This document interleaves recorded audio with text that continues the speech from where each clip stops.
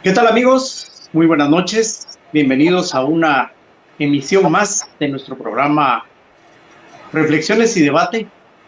Esta vez nuevamente compartiendo con el doctor Carlos Interiano en un tema que de hecho ya habíamos iniciado de alguna forma con él hace algunas semanas, pero creímos conveniente continuarlo, habida cuenta que además de algunos problemas técnicos que hubo en esa oportunidad, pues es un tema eh, que su importancia da para extendernos más en torno a él, ¿verdad?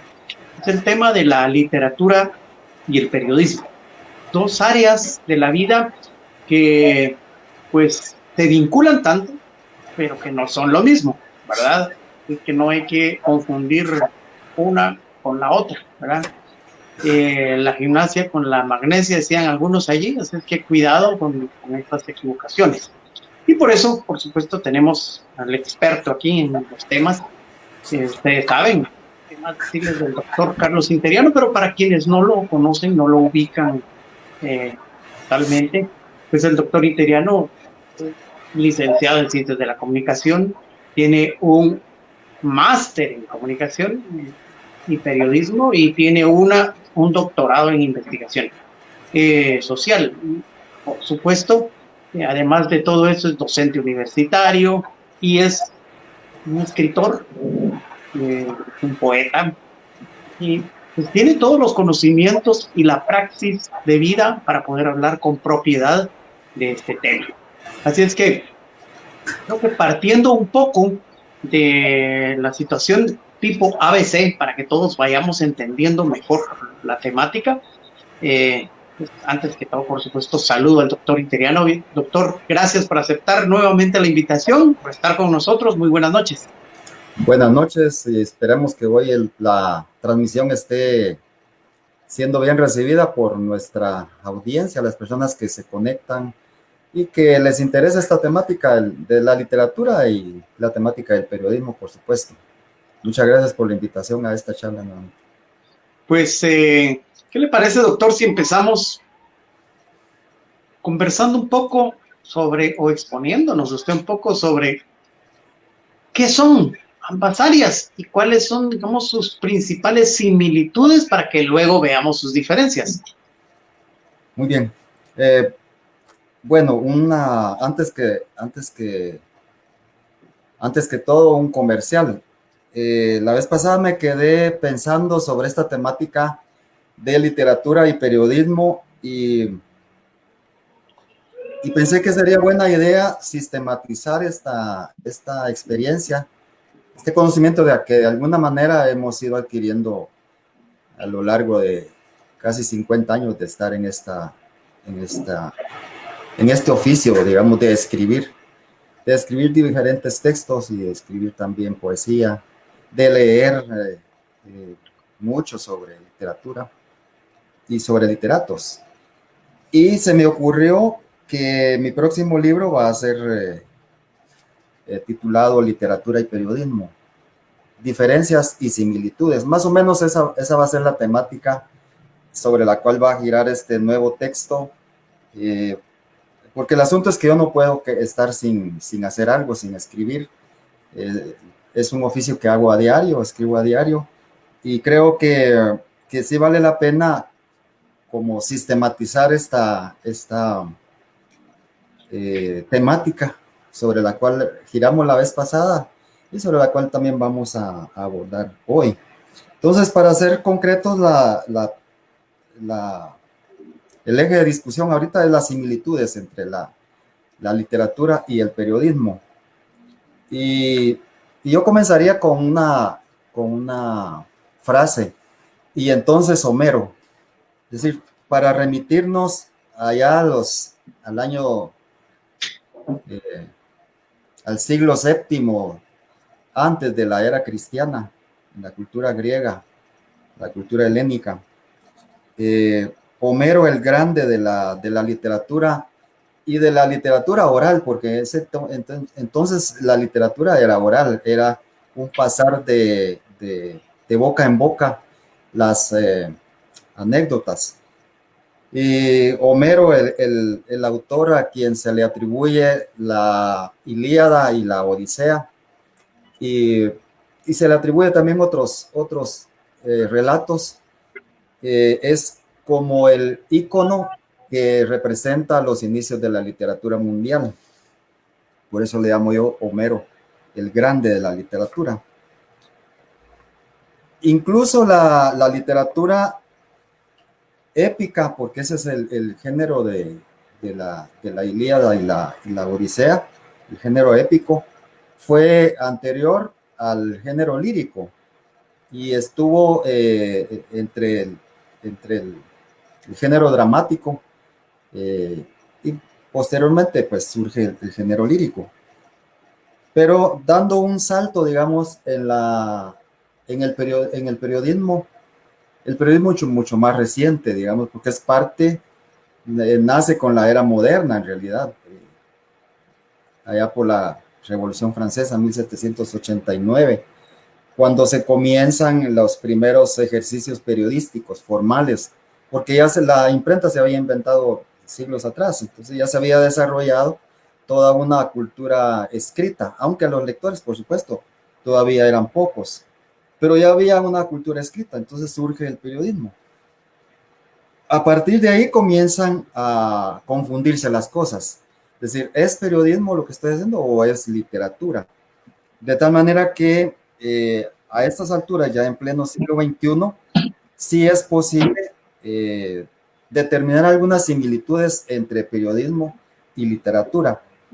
Y entre esas similitudes lo que podemos decir es que ambas trabajan con el idioma, es decir, la herramienta básica de expresión tanto de la literatura como del periodismo es el idioma de cualquier tipo de idioma, inglés, francés, alemán, etcétera, etcétera. Pero es el idioma, el canal de expresión de ambas disciplinas. Y por supuesto, ambas también exigen la pulcritud, es decir, escribir bien. Ahora, ¿qué significa escribir bien? Bueno, en primer lugar, significa el dominio del idioma en el cual se está expresando. No importa qué tipo de idioma sea, sino que ese idioma se domine para que sirva de canal efectivo de expresión. Y eso pasa por una ortografía que sea impecable, conocimiento profundo de la gramática, por las técnicas de redacción y algo importante hoy día que se habla mucho, el dominio retórico. Es decir, ambas disciplinas hacen uso del dominio retórico. Sin embargo, en la literatura el dominio retórico tiene una finalidad diferente al dominio retórico que tiene en el periodismo.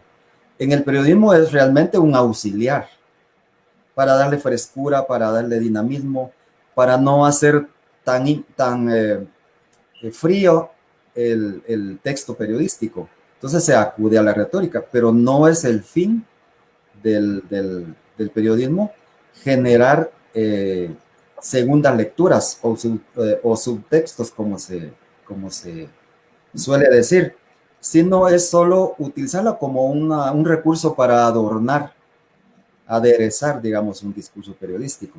Y esa es, digamos, como una similitud que luego vamos a puntualizarla como también una gran diferencia. También podemos decir que ambas usan el estilo narrativo, ambas utilizan el estilo descriptivo y ambas pueden utilizar la entrevista como técnica y también la entrevista como recurso para obtener información. Otra de las similitudes es que ambas exigen una actitud profesional. Eso significa una responsabilidad frente al texto y una responsabilidad frente al lector. No se concibe un periodista que sea irresponsable ante sus lectores, pero tampoco se concibe un literato que sea irresponsable ante sus lectores. Aunque naturalmente los niveles de responsabilidad son quizás diferentes o apelan a distintos ámbitos de dicha responsabilidad. Porque, por ejemplo, en el periodismo, una de las responsabilidades del periodista es ser objetivo, es decir, manejar el criterio de verdad.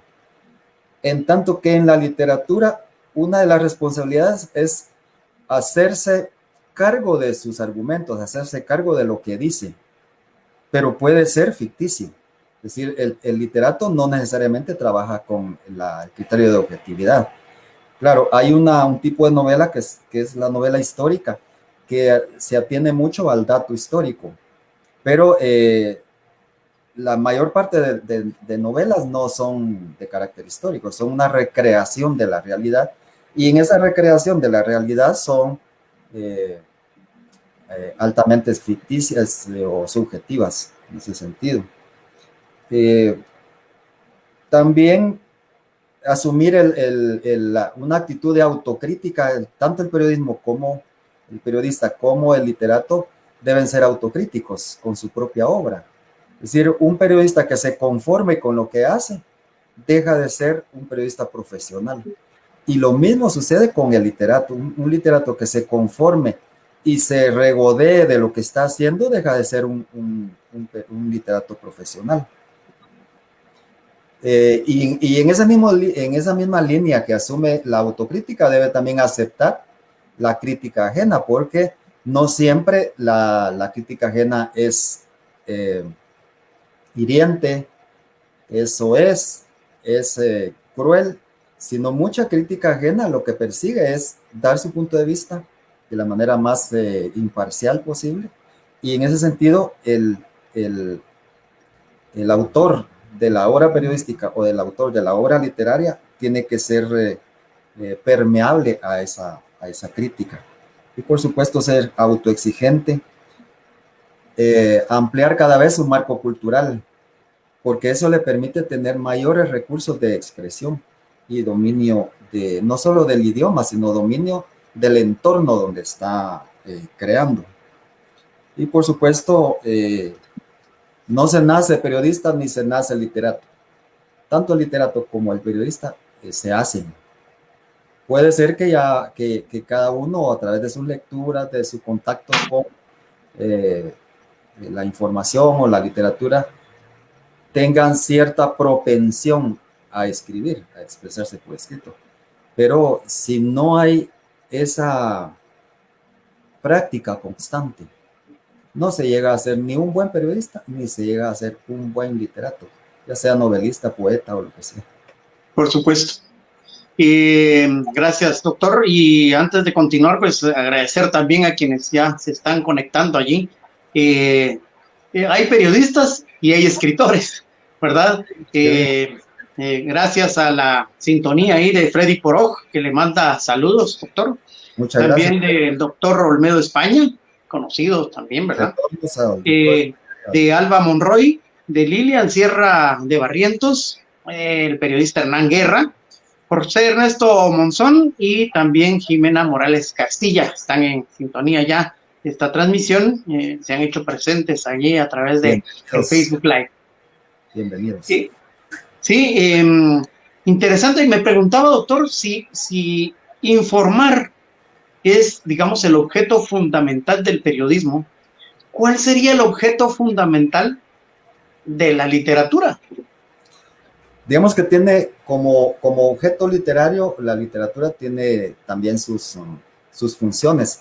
Y una de esas funciones es cultivar el hedonismo, llenar esos espacios de ocio que no se dedican al trabajo, que no se dedican a dormir o al descanso o a consumir alimentos, sino están esos espacios libres, digamos, que pueden utilizarse para un crecimiento intelectual, para un crecimiento del marco cultural de la propia persona, de tal manera que la literatura sí llena una función dentro del entorno social, porque es un elemento que contribuye a desarrollar el intelecto humano y también contribuye a desarrollar el marco cultural, a fortalecer el marco cultural de la ciudadanía. De esa cuenta es que puede haber, por ejemplo, excelentes científicos, es decir, hombres de ciencia, y se denomina hombres de ciencia de manera un poco eufemística a las personas que están dedicadas a la biología o a la medicina, pero hombre de ciencia es cualquier persona que se dedica a hacer trabajo científico. Sin embargo, un hombre de ciencia, una persona de ciencia, mujer de ciencia, siempre va a tener un marco limitado culturalmente si no se alimenta también de literatura, porque la literatura le da una visión distinta de la realidad, le da otra visión, otra lectura de la realidad. Y para eso sirve la literatura, para darnos visiones diferentes de la realidad. A veces son visiones subjetivas, pero que igualmente son legítimas y valiosas y necesarias dentro de la construcción cultural de la humanidad. La humanidad ha desarrollado gracias a que ha tenido pensadores, y muchos de esos pensadores han sido literatos, han sido filósofos. Hay una interesante fusión entre la filosofía y la literatura. Sobre todo esto se miraba en los clásicos. Eran filósofos al mismo tiempo que eran literatos. Y tenían otras profesiones, ¿verdad? Pero esas dos profesiones hermanadas. Y luego viene el periodismo, que es un tercer puntal, digamos, dentro del desarrollo marco cultural humano. Claro, claro. Y la literatura que se ha constituido, diría yo, corríjame usted si estoy equivocado, en un pilar fundamental para la transmisión del conocimiento de generación en generación. Claro, a través de la literatura el ser humano ha dejado huella y ha dejado constancia de su paso por la historia. Claro, es un poco responsabilidad de las generaciones ir leyendo y haciendo segundas lecturas y segundas interpretaciones o reinterpretando lo que quiso decir el autor. Por ejemplo, volviendo a los inicios de la literatura con Homero, cuando se habla de la Odisea y de la Ilíada, hay mucha discusión al respecto. Algunos dicen que la Ilíada y la Odisea están basadas en hechos reales, pero Homero les puso su propia salsa, les dio su propia interpretación. Y recordemos que en el tiempo en que vivió Homero, 700 años antes de Cristo, se manejaba mucho los esquemas mágicos simbólicos. Es decir, había incluso una suerte de confusión y de híbrido entre dioses, demonios y seres humanos. Es decir, incluso se hablaba de semidioses, o hijo de Dios con mujer humana, o hijo de humana con una de un humano con una diosa, etcétera. Hércules, por ejemplo, ¿no? Hércules, por ejemplo, había toda una suerte, pero eso los lectores tienen que esculcar, desentrañar cuál es la relación causa y efecto de ese fenómeno literario, porque no es gratuito ese fenómeno literario, parte de un marco histórico, cultural del momento, de ese momento histórico, ¿verdad? Que vivían los griegos. Entonces la literatura ayuda a desarrollar la capacidad intelectual de las personas, desarrolla su pensamiento y le permite tener mayores herramientas de interpretación de su realidad. Usted acaba de mencionar algo interesante, que es la lectura. La lectura es importante para todas las personas que quieran desarrollar su conocimiento, que quieran tener una cultura amplia, ¿verdad? Que puedan dominar. Y siempre se ha dicho que, por ejemplo, un periodista pues está casi obligado a tener una cultura general muy amplia por el tipo de trabajo que desarrolla, ¿no? Por el tipo de contactos que mantiene. Así es que la lectura es muy importante para el desarrollo humano.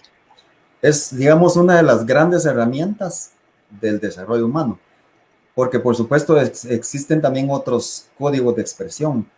por ejemplo, la pintura. Es importante que el ser humano haga incursiones o tenga acercamientos con distintas escuelas pictóricas, ¿verdad? Porque eso nos va a dar también un marco histórico-cultural del desarrollo de la expresión visual. Y así como hablo de la pintura, puedo hablar de la música, de las escuelas musicales, por ejemplo, o de las escuelas teatrales, o de las escuelas arquitectónicas, ¿verdad? La arquitectura es una expresión cultural, como puede ser la literatura. De tal manera que el ser humano, entre más ensanche sus códigos culturales, va a tener mayor posibilidad de de entenderse a sí mismo y a entender a los demás, entender a la humanidad en términos generales. Claro. O sea, la lectura, por supuesto, es muy necesaria, pero hay que reconocer que la lectura no tiene más allá de 2000 años, digamos, de estarse desarrollando y comenzó a desarrollarse de manera sistemática en las escuelas, sobre todo en el sistema educativo, en los últimos 500 años. Es una herramienta, digamos, en relación con otros códigos de expresión humana, de las más nuevas. Claro, obviamente la más nueva ahorita es todo este avasallaje que nos está envolviendo a nosotros y que hoy no nos permitía, por cierto, sincronizar micrófonos. Exactamente. Mencionó otra palabra interesante dentro de su parte de su primera exposición, que es la pulcritud en la escritura. Ahora bien, para llegar a tener pulcritud en la escritura, hay que haber sido un buen lector primero. ¿No es así? Totalmente de acuerdo, sí. Uno no puede, el ser humano no puede expresar lo que no tiene en su cabeza. Ese es un principio básico, porque el ser humano expresa lo que tiene en su cabeza, lo que ha guardado, lo que ha sistematizado en su cerebro. El cerebro tiene varios niveles de memoria donde va guardando información, pero si no le entra información, no puede sacar información. De ahí que aquella frase famosa de Kiko, en el Chavo del Ocho, que se alegraba a Kiko porque tenía su cerebro nuevecito, decía. No, ¿verdad? Entonces él se sentía feliz. Pero qué feliz se puede sentir un ser humano que no haya estrenado su cerebro. El cerebro, entre más información se le mete, mayor desarrollo intelectual va adquiriendo. Entonces, para ser pulcro en la escritura, debe tenerse una cada vez mayor amplitud de lectura. Doctor, ¿cómo se despierta? ¿Cómo se despierta el interés por la lectura en los jóvenes? Cuando están estudiando, ¿cómo se les despierta ese interés? Creo que se puede comenzar con lecturas sencillas y lecturas que vayan a tono con su edad. La verdad es que la edad del ser humano va marcando predilecciones. Si es un adolescente, hay que buscar literatura que sea adecuada para jóvenes. Si son niños, hay que buscar lectura que sea adecuada para niños. ¿Y cuál es una lectura adecuada para niños? Aquella lectura que está basada en la imaginación, en el mágico simbolismo. No hay nada más agradable para un niño que escuchar historias de hadas, historias de príncipes, princesas, historias de castillos encantados, historias de viaje a las estrellas, historias variadas. Ese tipo de literatura los va enganchando y de manera inconsciente van ellos adquiriendo un hábito de lectura, porque se les va creando la necesidad de leer. Y lamentablemente es una de las carencias que tenemos en el sistema educativo. No se ha generado esa necesidad de leer.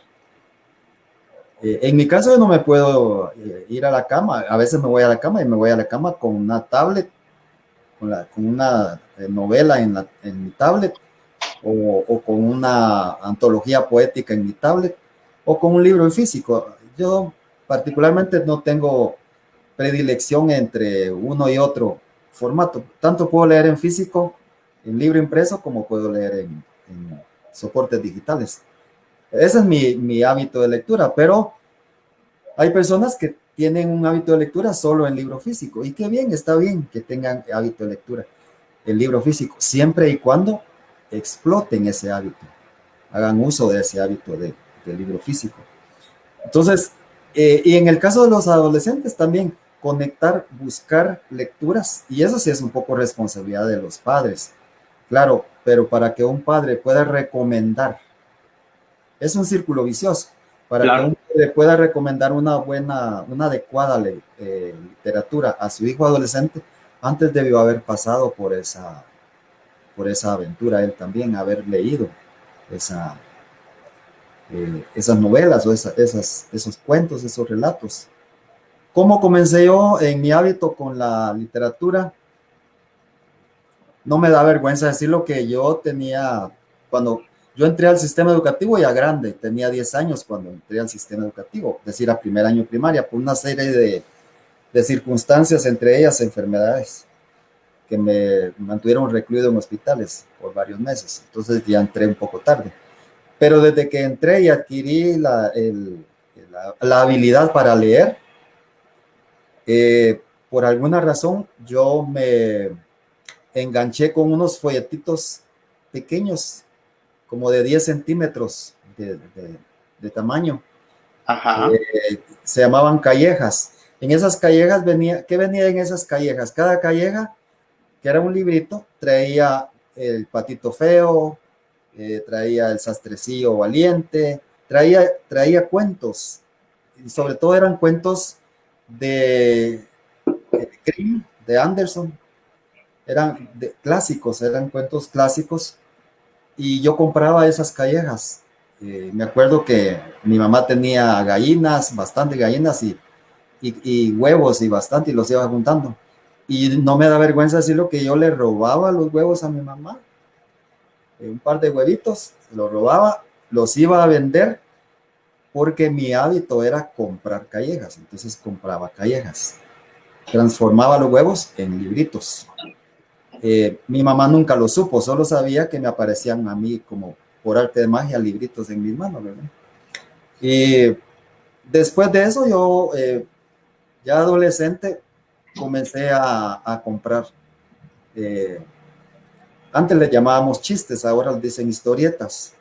Había chistes de superhéroes, Superman, Linterna Verde, etcétera, etcétera. Pero también había una serie de revistillas de estos chistes, que traía historias ejemplares, o que traía una serie que se llamaba Joyas de la Literatura. Y ahí yo aprendí mucho sobre la Ilíada, sobre la Odisea, sobre la fundación de Cartago, con Dido, la princesa que fundó Cartago, y se convirtió en reina de Cartago posteriormente. Por supuesto, Dido después se suicidó porque se enamoró en la Eneida sale ese relato, se enamoró del héroe de Eneas. Entonces se subió a una pira y se prendió fuego. Bueno, pero toda esa literatura, que era literatura en realidad, y literatura muy buena. Había vidas ejemplares, que era la biografía de grandes personajes de la historia. Y yo las leía en esos chistes. Claro, luego fui pasando a otro tipo de obras. Las obras que entonces eran para nosotros, para mi generación, eran prohibidas, las novelas de Vargas Vila, Ibis, Flor de Fango, bueno, una serie de novelas de Vargas Vila, que yo me las leía y las adquiría de manera a escondidas, porque era literatura vedada, y vedada más bien por la Iglesia Católica. Pero recordemos que la Iglesia Católica ha tenido hegemonía en la sociedad. Claro. Hablando de la pulcritud siempre, me surge ahora el lema de cómo nos vamos tirando. Que hablamos de que para ser un buen escritor hay que ser primero un buen lector, pero luego para lograr la pulcritud también en la escritura hay que dominar estilos, ¿verdad? Claro. Alguien me dijo alguna vez, recuerdo que me quedé con disonancia cognitiva, me dijo, qué bien escribís. Y de repente agarró mi escrito y le puso una X a todo lo largo de la página y me quedé así asustado, ¿verdad? Dije, qué extraño, ¿cómo me dicen que escribo bien? Lo que hizo con mi hoja, ¿verdad? Y él hace un molote y la tira a la basura y de ahí me pidió que lo recogiera y volverlo a extender. Aprendí mucho de esa anécdota que le estoy contando. Pero luego me dice, escribís bien, pero no tenés estilo. Y eso era cuando yo me iniciaba en el periodismo, ¿verdad? No tenés estilo periodístico. Y me empezó a explicar esta persona cuál era el estilo. Ahora bien, a mí me gustaría que usted nos dijera teniendo la pulcritud ya en la escritura, uno puede ir tomando el estilo, porque puede ser un estilo literario o puede ser un estilo periodístico. Y dentro de la literatura hay muchos otros géneros que se pueden manejar. Claro, pero es buscar la personalidad propia en la expresión tanto periodística como en la expresión literaria, tener esa personalidad propia. Es decir, no copiar a los demás, leer a los demás, y eso ya lo hemos dicho, ¿verdad? Que es imprescindible leer a todo mundo. Buena o mala literatura, bueno o mal periodismo, pero para generar yo mi propia propuesta, mi propia manera de expresión.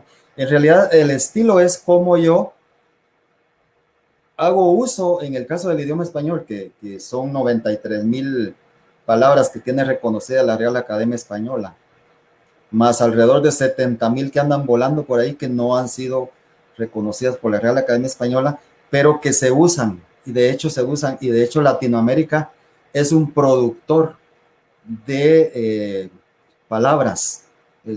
Latinoamérica es un creador de palabras que aún no están en las puertas de la Real Academia, pero que ya la gente ya las usa. Entonces, ¿cómo utilizar esas palabras para yo expresarme de manera que la gente nomás lee un artículo o nomás lee un producto periodístico o nomás lee una novela o un poema, dice, este es fulano de tal? Ese es el estilo. Así como los pintores tienen su propio estilo de expresarse, ¿verdad? Da Vinci tenía su propio estilo de expresarse. Bueno, todos los pintores se identifican porque tienen un estilo. Entonces, ese estilo es la manera muy particular como yo voy mezclando esas 93,000 palabras del español o esas 70,000 palabras que aún no han sido reconocidas por el español, por la Real Academia, y voy generando mi propio discurso.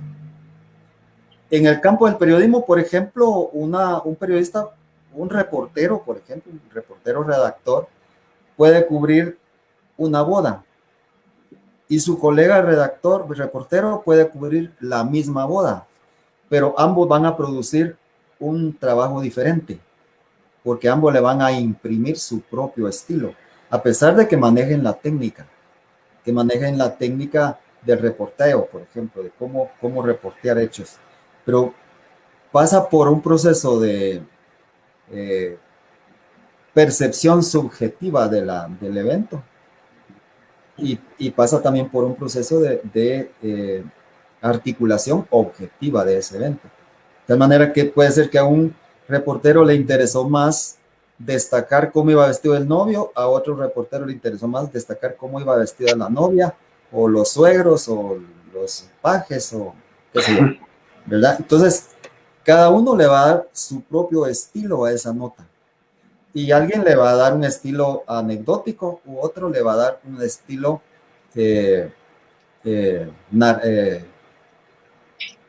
crónico, de crónica. Es decir, va a ser una narración en tiempo. ¿Qué relación hay o qué vinculación hay entre el estilo y el enfoque? ¿O son lo mismo al final de cuentas? No, el enfoque es cómo yo percibo el hecho periodístico o el hecho noticioso, cómo lo percibo. Pero aparte de cómo lo percibo, yo lo voy a recrear con mi propio estilo.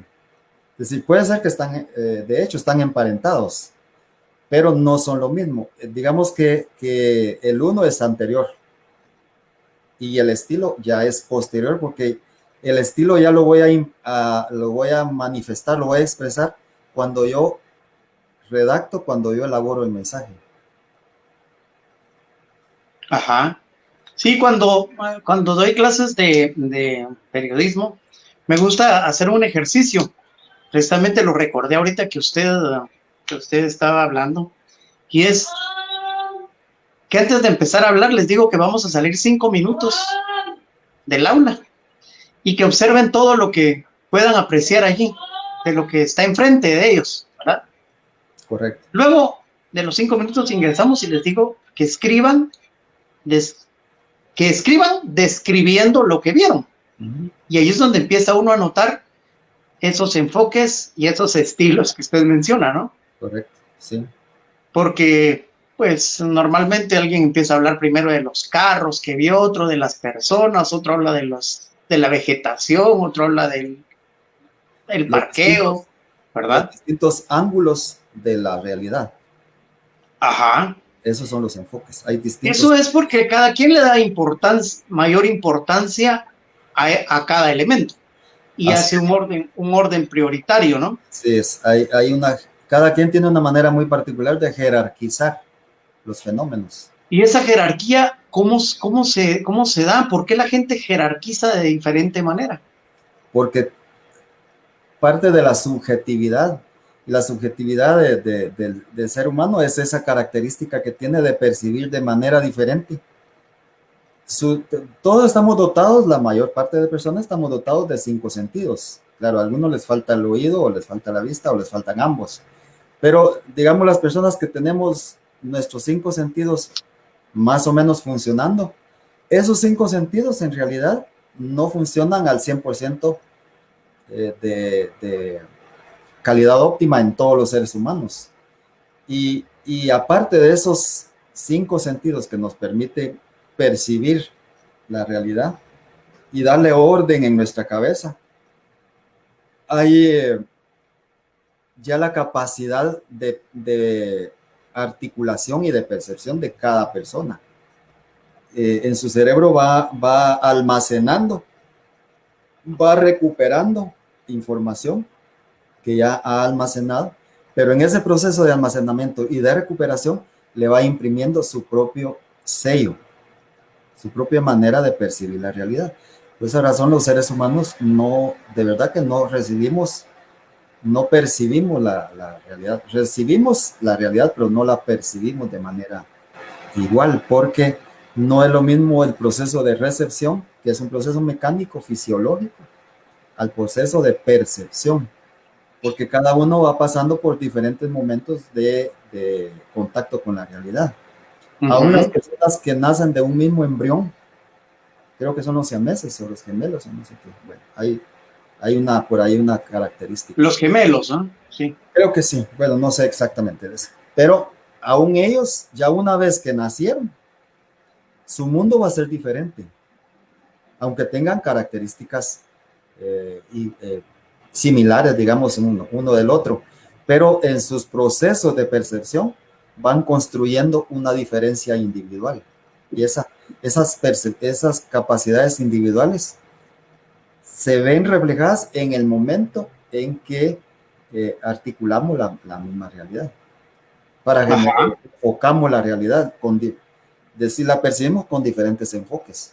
Usted ha mencionado algo interesante, doctor, y es que bajo esta premisa de cómo se da la percepción de la realidad y cómo la trasladamos a los demás, es que bajo esa premisa yo me he vuelto creyente de que la objetividad no existe como tal, ¿verdad? Hablando periodísticamente, que es mi área.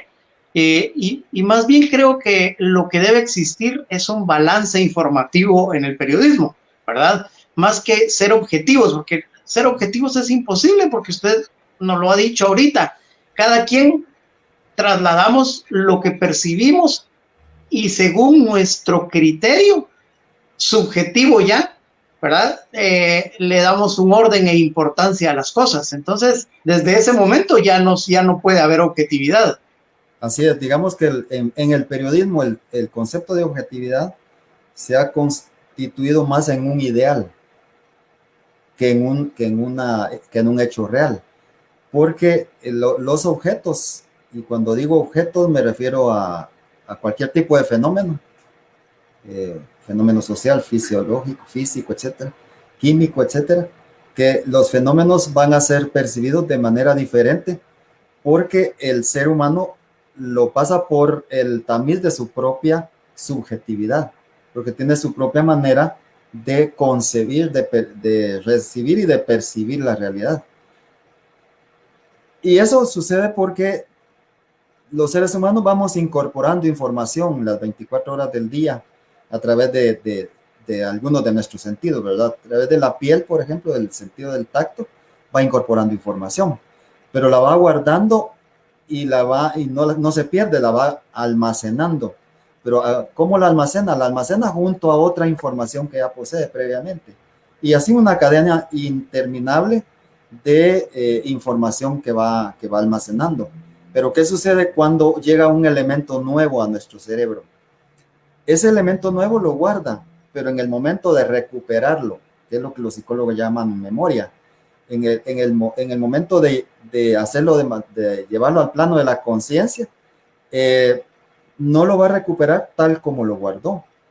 Lo va a recuperar y lo va a relacionar con otros elementos que ya tiene almacenados en su cerebro. Entonces, ahí ya marca una diferencia entre el sujeto A y el sujeto B y el sujeto Z. Hay una manera diferente de percibir esa realidad.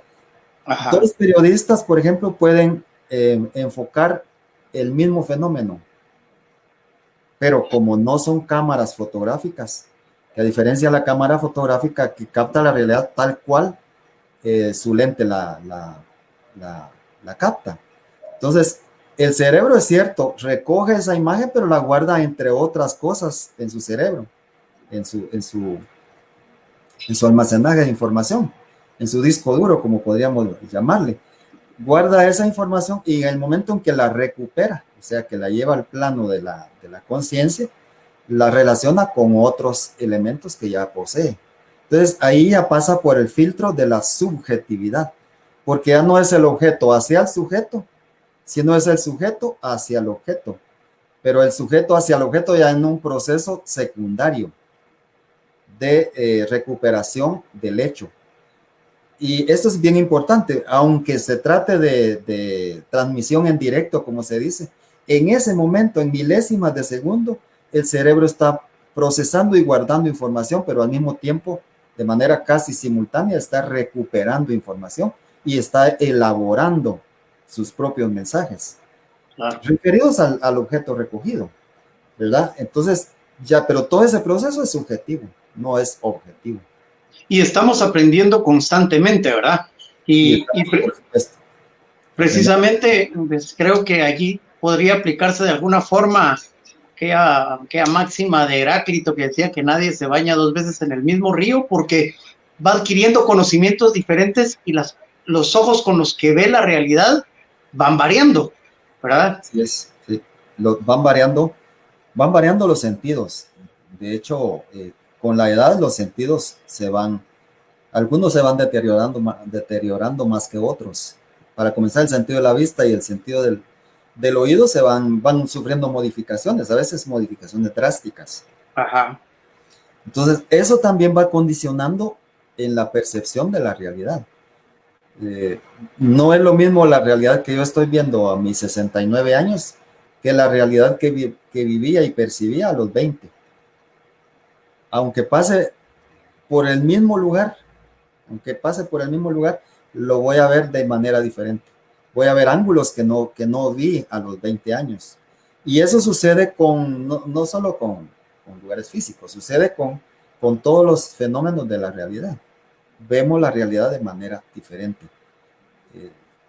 Por esa razón, digamos, se habla de una brecha generacional entre una persona de 20, una de 30, una de 40 y una de 50, porque los procesos van variando. No solo va cambiando el entorno cultural, del individuo, sino va variando su entorno fisiológico también. Una razón más para leer, porque leer nos va a permitir recuperar todo ese conocimiento del cual no hemos sido testigos durante nuestra vida y nos permitirá entender de mejor manera la realidad en la que estamos. Así es. Yo leí a Dante Alighieri cuando tenía 18 años. Y ahora con la pandemia me bajé a Dante Alighieri y me lo leí. Y fue una experiencia totalmente diferente. Cuando yo tenía 18 años, me engolosiné con Dante Alighieri. Me engolosiné con su novela. Y porque, claro, yo conecté los hechos mitológicos que relata Alighieri, los conecté con mi manera de percibir el mundo a los 18 años, que también era una manera mágico-simbólica. Es decir, a esa edad se cree mucho en lo mágico simbólico. Pues ojalá que aparezca la princesa rosada si es posible que sean medidas 90, 60, 90. Es decir, con las características que a mí me hubiese gustado, ¿verdad? Pero Claro. leer a Dante Alighieri después de haber leído un montón y de haber escrito y de haber dado palmo de narices en todos lados, la experiencia es distinta, ya más aterrizado. Hubo pasajes de la novela de Dante que a mí me parecieron ridículos en realidad, literalmente ridículos. Hace unos 12 años tal vez leí la Guerra del Fin del Mundo de Mario Vargas Llosa, hace unos 12 años, y me gustó. Pero, bueno, y el libro se me extravió, lo presté y no me recuerdo a quién se lo presté. Y como es usual en mí, no me devuelven los libros que presto. Porque como dicen que es tonto quien presta un libro, pero es más tonto quien lo devuelve. Entonces, Pero ¿y el cuadernito donde está apuntado ahí? También lo extravié. El cuadernito. El cuadernito de los préstamos. Los cuadernos, porque tenía como unos 3, 4 cuadernos de 80 hojas de solo préstamo de libros. Y los perdí en traslados y todo se me perdió. Bueno, pero ahora también con la pandemia, hace poco, la semana pasada, me volví a leer La Guerra del Fin del Mundo de Vargas Llosa y me súper encantó. Pero ¿por qué me encantó? Porque ya yo conecté otros conocimientos sobre literatura que no tenía hace 12 o un poquito más de años quizás, sobre literatura y sobre todo sobre la novela, el estilo, ahí sí, el estilo de Vargas Llosa. Y es para mí uno de los mejores novelistas que desgraciadamente ha sido vilipendiado por algunos críticos que dicen que es de derecha, que es esto, que es lo otro, pero no ven la capacidad literaria del hombre. Yo creo que en Vargas Llosa hay que valorar esa capacidad para producir literatura.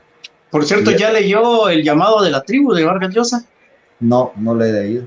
Buenísimo, se lo recomiendo porque allí precisamente cuenta cómo él se transformó, así lo dice él, de un comunista a un liberal, ¿verdad?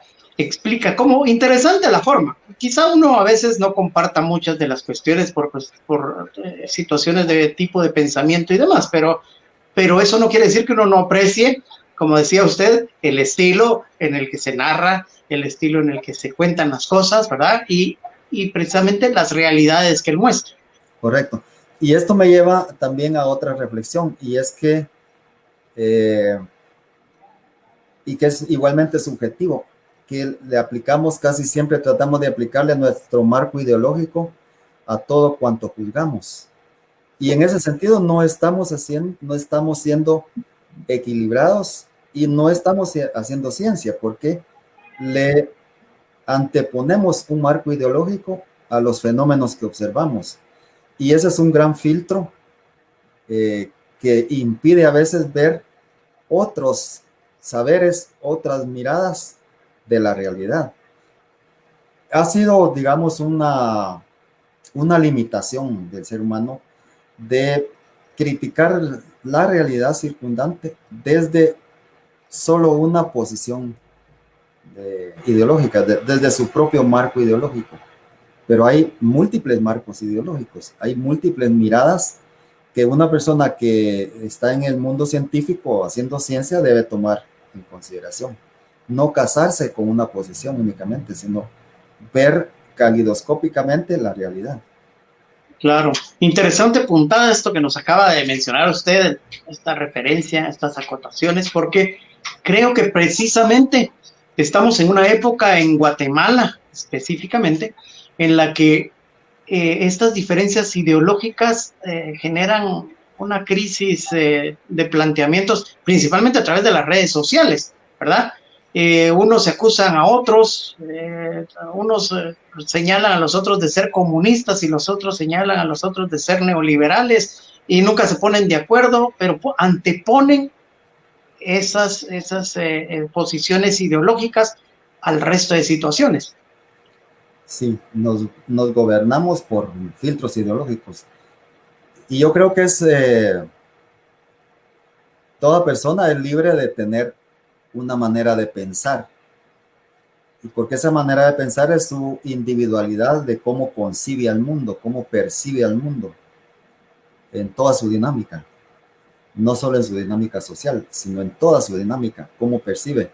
Ahora, lo creo yo limitado es tratar de imponer solo esa manera de pensar, sin entender que los seres humanos tenemos múltiples miradas, que cada cabeza, como dice el refrán, cada cabeza es un mundo, y que porque cada mundo tiene su manera muy particular de percibir su realidad.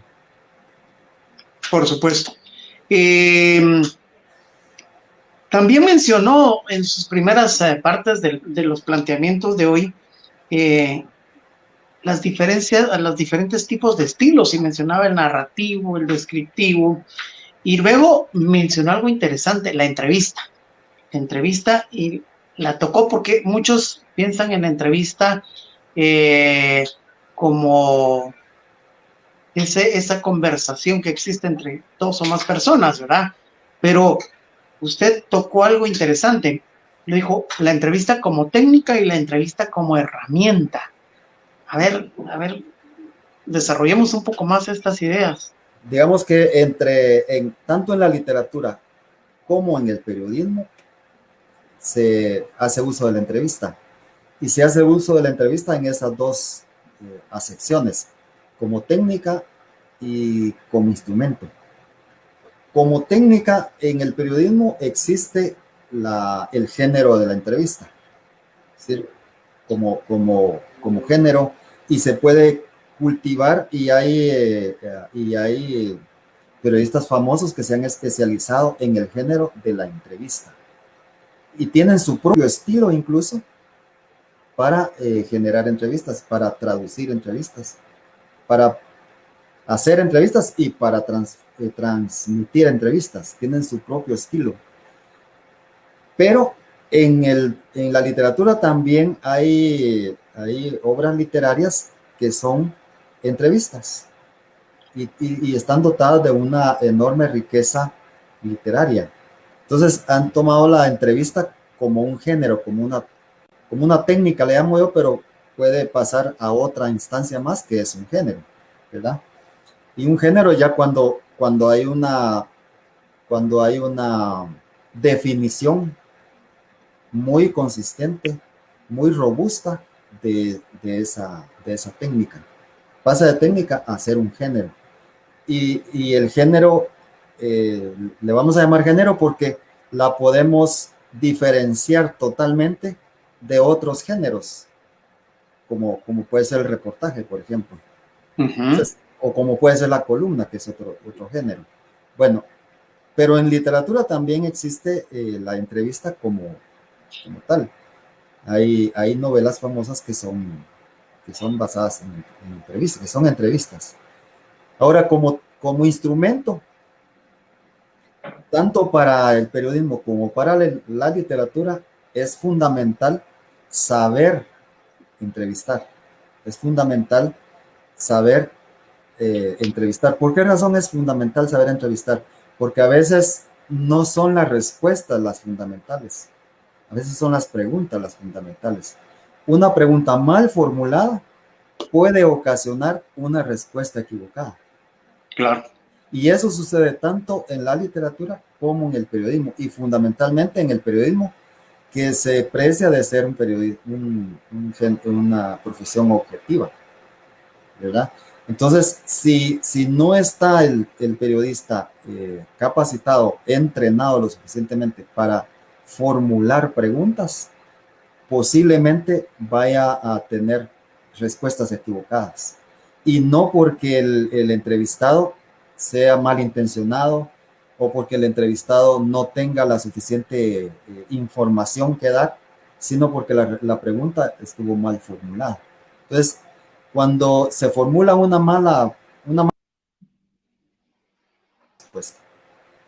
Y lo mismo sucede, por supuesto, en la literatura, aunque con sus matices y con sus diferencias fundamentales, porque a veces en la literatura la entrevista como herramienta, como instrumento, es solo un auxiliar que nos permite recibir información sistematizada. Claro, claro. La entrevista, podríamos decir entonces que es un género, digamos, básico para ambas áreas, tanto para la literatura como para el periodismo, cosa que no sucede con el resto de géneros. La entrevista es fundamental, digamos, es el origen de la información. Digamos, la entrevista le puede servir al periodista como soporte para ampliar su cantidad de información, la cantidad de información que necesita para hacer su trabajo. Y a veces ni siquiera tiene él una segunda lectura del fenómeno que está observando, sino se basa solo en una entrevista. Pero si la pregunta va mal formulada, seguramente la información que va a obtener es totalmente equivocada.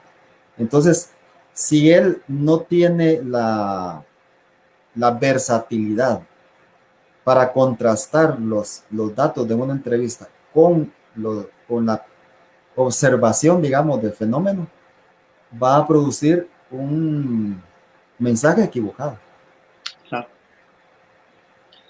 Bueno, pues ya hasta nos hemos pasado el tiempo, del tiempo acordado, que era de una hora, pero interesantes reflexiones, de verdad, sobre cómo, no solo sobre lo que es la literatura y el periodismo y sus similitudes, sino porque también nos sirve para la vida, nos sirve para nuestras acciones y para todos los que estamos metidos en este campo de la comunicación, y que, por cierto, la mayoría de los que están conectados tienen vinculaciones con la comunicación, entonces es importante abordar este tema.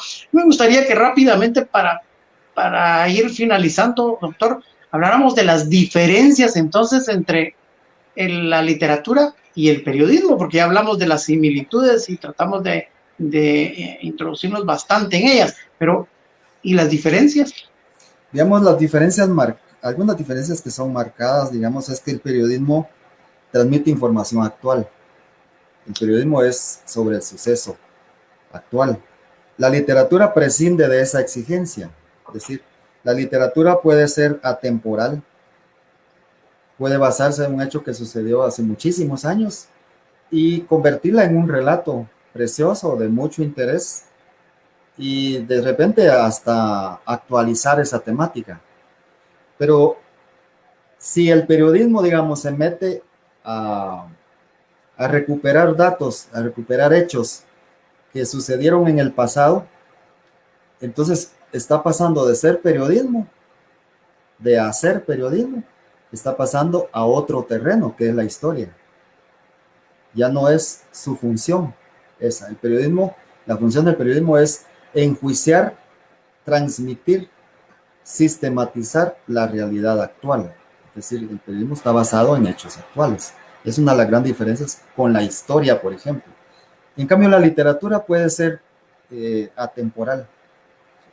El periodismo se basa, digamos, en ese ideal de la objetividad. Y si no es el concepto total de la objetividad, por lo menos basarse en la verosimilitud, es decir, que sus hechos sean lo más creíbles posible, ¿verdad? Para conectar ese hecho informativo. La literatura es subjetiva. En el caso de la literatura, aunque se base en hechos objetivos, como es por ejemplo, la novela histórica, o como es la poesía de carácter revolucionario que hacía alusión a hechos violentos y reivindicaciones, etcétera, etcétera, no deja de ser producción basada en escenarios ficticios, es decir, recreados por el propio autor, porque el propio literato, porque la función de la literatura no es hacer historia, sino la función de la literatura es hacer una interpretación intelectual, literaria, como se quiera, de un hecho, de un suceso. El periodismo, salvo la crónica, la columna y el artículo, permite el uso de cualquier sujeto narrativo. En el periodismo se debe ser lo más impersonal posible. Es decir, en la literatura, por cambio, se permiten distintos sujetos narrativos. Hay un narrador, puede haber un narrador en primera persona, puede haber un narrador omnipresente, omnisciente, puede haber un narrador en tercera persona, pero en periodismo, salvo la columna donde se asume la posición personal y el artículo que se asume también la posición personal, y a veces la crónica también puede hacer uso de esa. El doctor Mario Solórzano dice que está disfrutando el programa. Saludos, doctor Solórzano. Desde Honduras nos sintoniza el doctor Solórzano. Saludos hasta allá. Entonces el periodismo narra de una manera impersonal, tiene esa característica que le da su propia profesión de ser imparcial e impersonal en la narración. Digo, salvo en los casos de la columna, donde el sujeto es quien asume el rol de narrador. Y en la crónica, que se puede dar un sistema híbrido. Pero, por supuesto, hay otras diferencias, como por ejemplo, el periodista, podríamos decirlo de esta manera, dispone solo del hoy. Por ahí también nos estaba saludando Armando Q. Morán. El periodista dispone solo del hoy. En cambio, el literato no tiene límites temporales, porque la literatura es atemporal. Un literato muy bien puede escribir una novela como le pasó, como la novela de Vargas Llosa. Hago nuevamente la alusión a Vargas Llosa. La guerra del fin del mundo fue una guerra que se libró en la comunidad de Canudos, allá en Brasil, cuando pasó de ser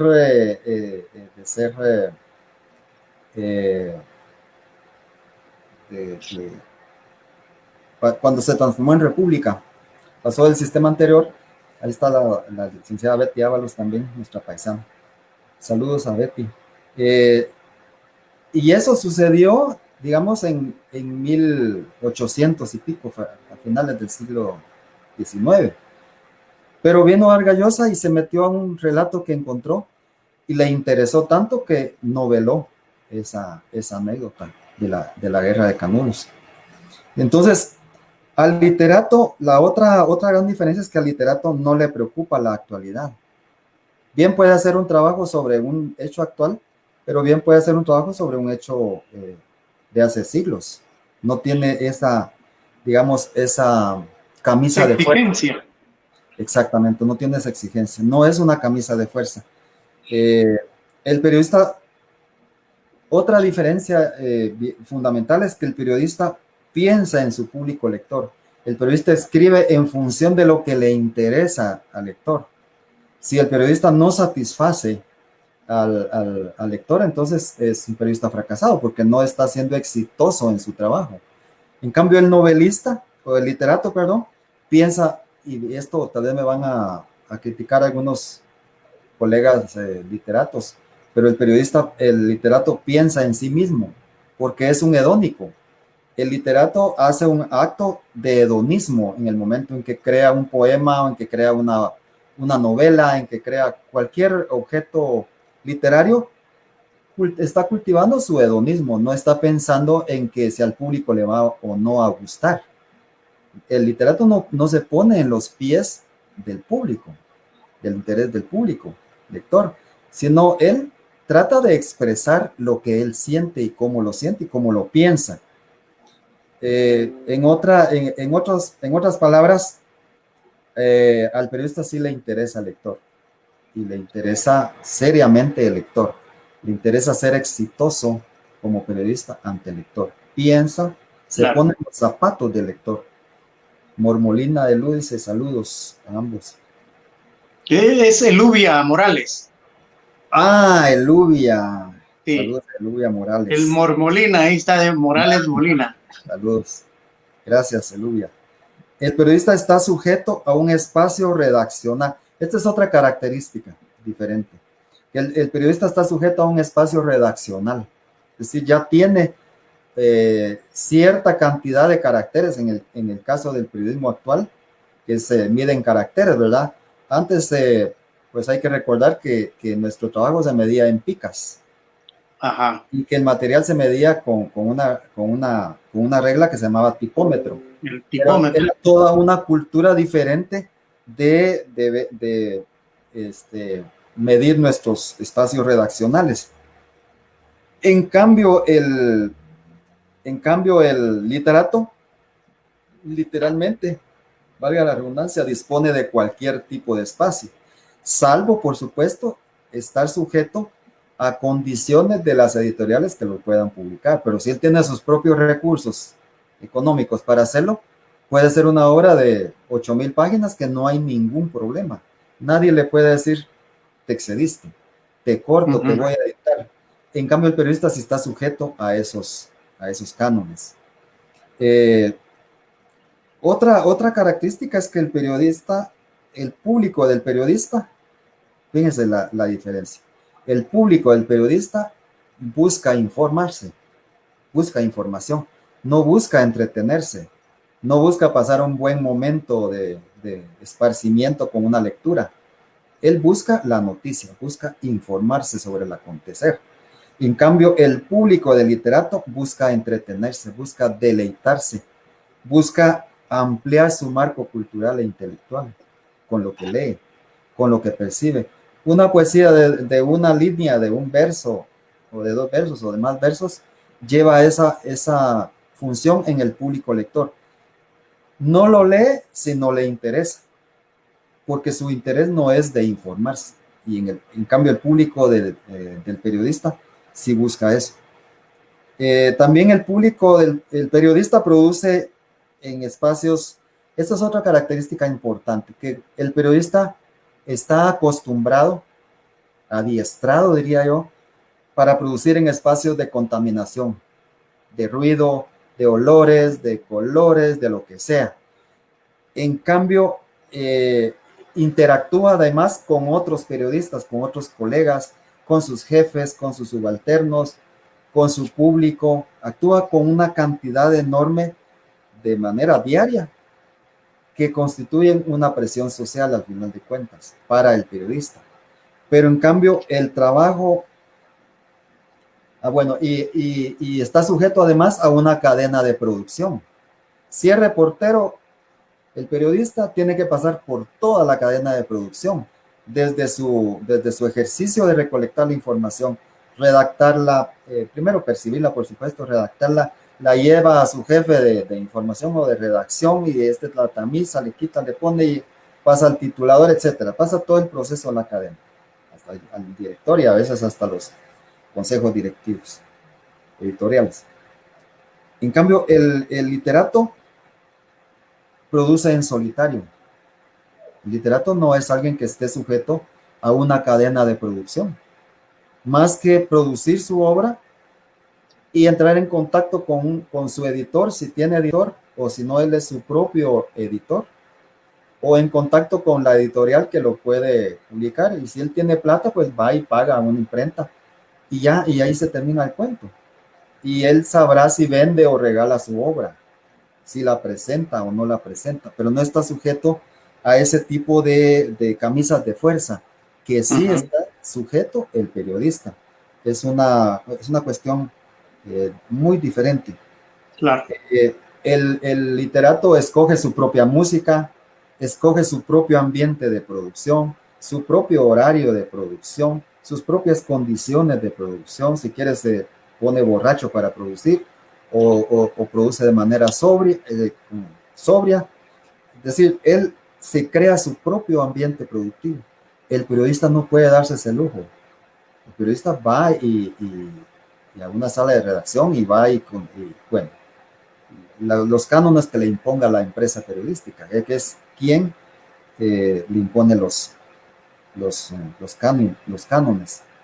El periodista está por ello sujeto a, a grandes presiones de carácter laboral sobre todo. Y otra gran característica es que el periodista recibe un estipendio, recibe un salario por lo que hace. Esa es la parte amolada del literato, no recibe salario por lo que hace. El literato está sujeto a ganar un premio, el literato está sujeto a tener otro tipo de granjerías, a vender su obra, a que alguien, por ahí un alma caritativa le compre su obra, y a veces eso sucede a veces los amigos,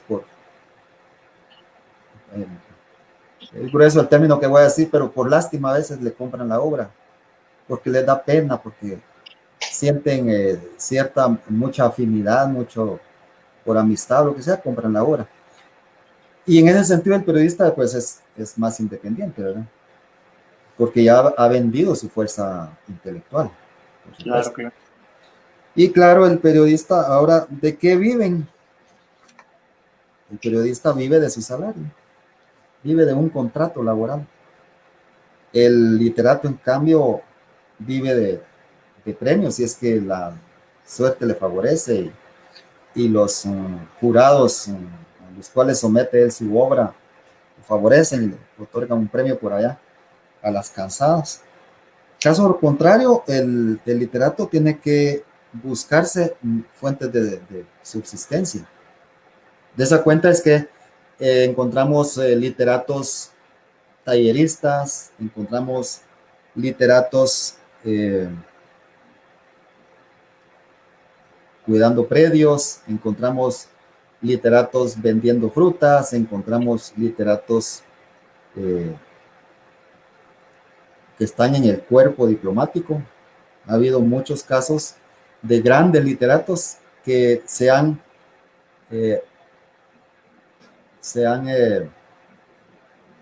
sumado al cuerpo diplomático y eso les ha permitido subsistir y convertirse en hombres de mundo porque van a otros países a viajar. Pero la mayor parte de literatos no corre con esa suerte. Entonces, los literatos generalmente trabajan en docencia, trabajan como editores de publicaciones, como directores de algunos micromedios, revistas especializadas, trabajan a veces como investigadores. Y una característica importantísima y donde ya vamos ligando, digamos, la literatura y el periodismo, muchos literatos abrazan el periodismo como un modo de vida. Ha habido muchísimos periodistas literatos o muchos literatos periodistas que han pasado por los dos raseros, ¿verdad? Tanto del periodismo como de la literatura. Eso les ha permitido tener, digamos, un nivel de vida decoroso, que les permite llevar el pan a su mesa con bastante decoro, al mismo tiempo que le quitan horas al sueño o a su descanso para producir literatura. ¿Qué es más común, doctor? ¿Pasar de literato a periodista o de periodista a literato? Yo creo que ha sido muy, muy común pasar de periodista a literato. hay grandes, García Márquez, por ejemplo, comenzó siendo periodista. Eh, eh, Vargas Llosa comenzó siendo periodista. Ujú. Miguel Ángel Asturias hizo periodismo, hizo radioperiodismo. Claro. Aquiles Pinto Flores, mi paisano, fue periodista y al mismo tiempo ha sido literato, vive afortunadamente todavía. Pablo Neruda en un tiempo fue periodista. Amado Nervo, poeta, vivió del ámbito diplomático, pero Rubén Darío fue periodista, incluso trabajó como columnista en el diario El Imparcial, presentando trabajos, columnas literarias, análisis literarios. Y así, muchos han sido periodistas antes que literatos, o han sido simultáneamente ambas cosas. Claro, claro. Gracias Armando Cumorán ahí por ponerse en contacto y pregunta también si usted cree que existe la objetividad. Ya habíamos hablado un poco de este tema, pero para que Armando no se quede ahí con la duda, pregunta, licenciado Interiano escribe así, ¿usted cree que existe la objetividad? No, ya habíamos hablado, ¿verdad? Que Sí. estricto sensu no existe la objetividad, porque todo el proceso pasa por una, valga la redundancia, por un proceso de percepción de la realidad. Y los seres humanos percibimos de manera diferente la realidad. De manera como la percibimos, así estructuramos esa misma realidad. De esa cuenta es que en el moderno periodismo se habla de verosimilitud y no de veracidad, porque marcando las diferencias, digamos, curándose en salud, como quien dice, ¿verdad? Si yo no soy capaz de transmitirla objetivamente la realidad, por lo menos tengo que ser creíble y dar elementos racionales que hagan clic en mi público y que lo convenzan de que lo que estoy diciendo es un criterio de verdad.